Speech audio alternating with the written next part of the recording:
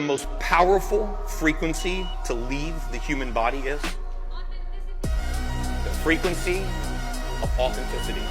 And trust, it's not always a good thing. You can be an awful person and be authentic as hell with it. Though my 20-year career in advertising was rewarding, it was a constant challenge to integrity and my moral fiber. At the agency, my career started on the back end as Director of Technology, tasked with designing a network infrastructure, providing data and computing power to the powerful minds of PhDs who study, analyze, and manipulate human behavior for profit.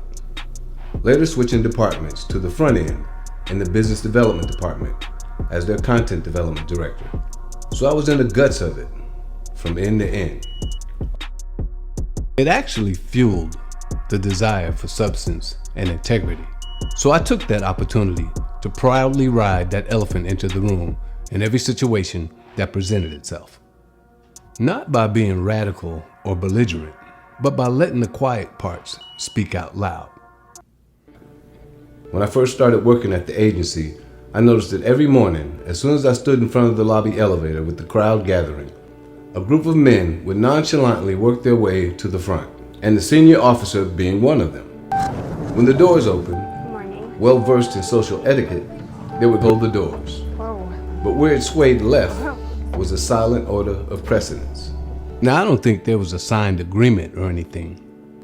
Just seemed to be the normal, quiet behavior for the building. Nothing belligerent or aggressive or even verbal. Just body language, fake smiles, and positioning. It may be a small thing to some, but it was uncomfortable to me. I sat back and observed for a couple of days for confirmation. Then, me being me, decided to make things a little more uncomfortable for everybody. Now, I'm 6'4", and at the time, weighed about 225, 230. So this time, I made sure I was front and center. When the doors opened and people exited, with well-versed social etiquette, I stood to one side, but took up space, blocking half the entrance. The normal process started, but let's just say I made purpose with body language, fake smiles, and positioning got in the way of the elite group somehow on purpose. As the doors closed, everybody got silent, staring at anything other than each other and me. Because I stood with my back to the door, facing everybody, smiling and nodding my head, saying good morning to anybody I caught eye contact with. It was a really uncomfortable ride. As people got off on their prospective floors and walked by me, I either got a quirky smile or that fixed, fake smile smirk thing people do. As I walked through the agency lobby, the same senior officer stopped me, shook my hand, and said, "Bravo," then kept it moving. The next morning, I started making my way to the front to assume the position. But I noticed the mood was different. People were smiling back at me, making eye contact, and saying good morning. It was a completely different vibe.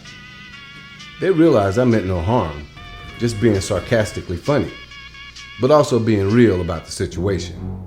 It became a funny haha moment, but it did what it was supposed to do. And I was just being me, my authentic self.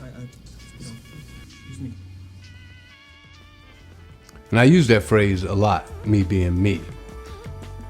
But that's what I mean, me being my authentic self. I know that by not facing the uncomfortable, I'd have to face myself later on. And that part, that right there, authenticity takes accepting your flaws, being vulnerable to criticism, and at the same time, knowing your compass and your tolerance levels. Just because I don't wear what I've been through on my shoulders, nor all that I am, what you do see is authentic. It's a balance of light and dark.